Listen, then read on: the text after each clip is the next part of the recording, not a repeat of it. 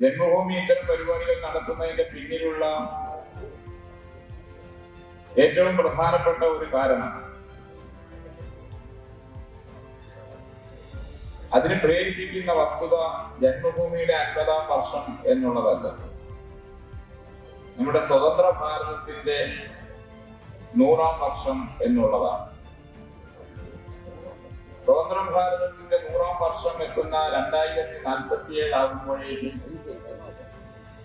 നമ്മുടെ ഭാരതത്തിന്റെ സാമൂഹ്യ ജീവിതം, അതിന്റെ സ്വരൂപം എന്തായിരിക്കണം, അത് ചെലുത്തുന്ന ആഗോള സ്വാധീനം എന്തായിരിക്കണം,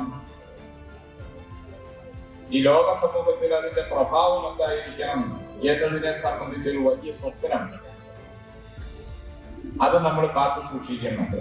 നിശ്ചയമായും ആ സ്വപ്നം രാഷ്ട്രീയ സ്വയംസേവക സംഘത്തിന്റെ ആശയതലത്തിൽ നിന്ന് ഉരുത്തിരിഞ്ഞു വന്നതാണ്. നമുക്കേവർക്കും അറിയാവുന്നതുപോലെ രാഷ്ട്രീയ സ്വയംസേവക സംഘത്തിന്റെ 100-ാം വർഷത്തിലൂടെയാണ് ഈ വരുന്ന വിജയദശമി മുതൽ നമ്മൾ കടന്നു പോകാൻ പോകുന്നത്. 100-ാം വർഷം എന്നുള്ളത് സംഘത്തെ സംബന്ധിച്ച് അത്ര പ്രധാനപ്പെട്ട കാര്യമല്ല.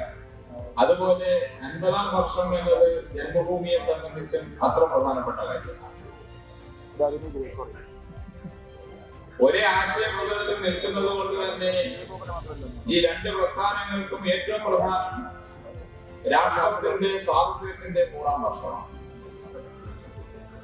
അതുകൊണ്ട് ആ 100-ാം വർഷത്തിലേക്ക് നമ്മൾ ആഗ്രഹിക്കുന്ന സാമൂഹ്യ മാറ്റങ്ങൾ അത് ദ്രുതഗതിയിൽ സംഭവിക്കണം എന്ന് ലക്ഷ്യം വെച്ചുകൊണ്ട് എല്ലാ തലത്തിലുമുള്ള ആപാലവൃദ്ധം പ്രവർത്തകർ, അതായത് സംഘം, അതുമായിട്ട് ബന്ധപ്പെട്ട പ്രസ്ഥാനങ്ങൾ, അനുഭാവി വൃത്തങ്ങൾ, അവരെല്ലാം ഒരു സ്വയം സജ്ജീകരണത്തിന്റെ കാലത്തിലൂടെയാണ് കടന്നു പോയിക്കൊണ്ടിരിക്കുന്നത്. എല്ലാവരുടെയും മനസ്സിൽ ഒരു വലിയ സ്വപ്നം അത് മുന്നോട്ട് വെച്ചിട്ടുണ്ട്. ഈ കഴിഞ്ഞ ദിവസങ്ങളിൽ ബാംഗ്ലൂരിൽ വെച്ചിട്ട് രാഷ്ട്രീയ സ്വയംസേവക സംഘത്തിന്റെ അഖില ഭാരതീയ പ്രതിനിധി സഭ നടക്കുകയുണ്ടായി. അതില് സംസാരിക്കവേ സംഘത്തിന്റെ പരമ്പൂജനീയ സത്സംഗചാരക പറഞ്ഞു,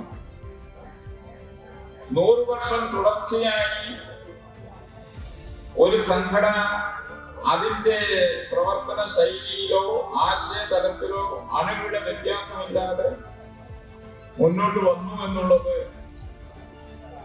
അത് വളരെ ശ്രദ്ധേയമായ